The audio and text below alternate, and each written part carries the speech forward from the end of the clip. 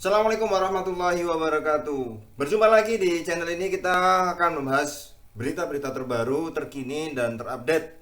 Yang kali ini kita akan membahas ada satu judul menarik ini. Pak Menteri Luhut ngomong apa adanya bahwa Indonesia tidak bisa lepas dari Cina. Karena kalau kita lihat di media sosial mungkin banyak yang kemudian mempertanyakan kenapa kebijakan Indonesia itu lebih banyak berpihak pada Cina atau bagaimana. Nah, ini kita ulas ya. Jadi Menteri Koordinator Bidang Maritim dan Investasi Luhut Binsar Panjaitan dengan tegas menyebut bahwa Cina adalah kekuatan dunia. Nah, itu pernyataan itu keluar ya untuk menjawab tudingan kedekatan antara Indonesia dengan Cina yang dianggap berlebihan. Jadi ada pernyataan yang menganggap bahwa Indonesia dan Cina ini berlebihan dekatnya. Nah, itu dijawab oleh Pak Menteri Luhut. Supaya anak muda tahu, ekonomi Tiongkok ini hampir 18% berpengaruh ke ekonomi global. Amerika kira-kira 25%. Jadi suka atau tidak suka, senang atau tidak senang, mau bilang apapun, Tiongkok ini merupakan kekuatan dunia yang tidak bisa diabaikan, katanya dalam diskusi virtual hari kemarin ya. Nah, besarnya pengaruh Cina terhadap dunia dinilai Luhut sebagai gambaran kepada masyarakat bahwa kerjasama dengan negara itu bisa dijalankan. Apalagi Indonesia adalah negara yang menganut bebas aktif sehingga bisa bekerja sama dengan negara manapun. Jadi kalau kita lihat memang ya ini secara global ya. Memang ya, Cina memberikan kontribusi kepada ekonomi global 18%, Amerika 25%. Jadi memang yang paling banyak masih Amerika, ya Indonesia juga masih kerjasama dengan Amerika. Kemudian 18% itu juga Cina, maka Indonesia juga kerjasama dengan Cina. Karena pada hakikatnya ya kita bekerjasama dengan siapa saja karena politik Indonesia menganut politik bebas aktif. Ini kata Pak Luhut ya.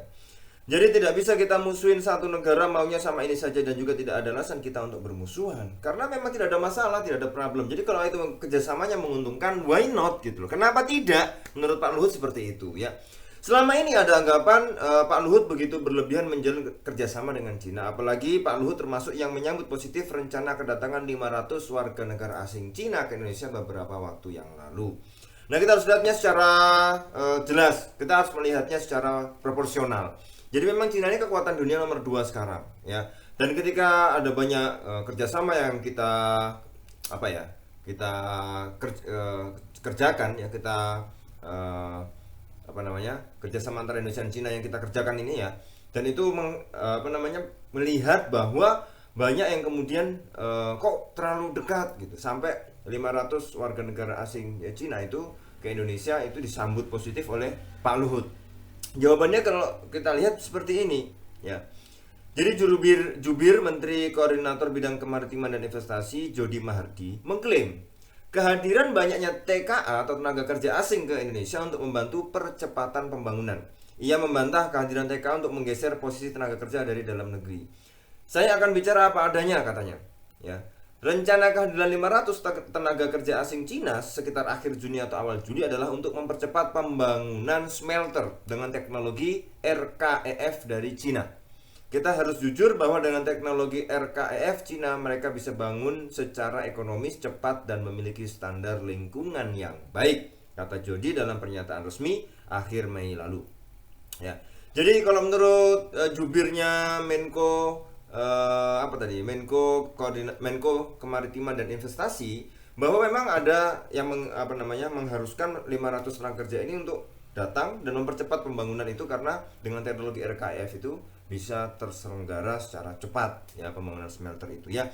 Makanya tapi ini juga harus dipertanggungjawabkan, artinya mereka masuk ya tidak membawa virus, itu yang ditakutkan. Kemudian juga benar-benar yang tenaga ahli, bukan yang tenaga kasarannya.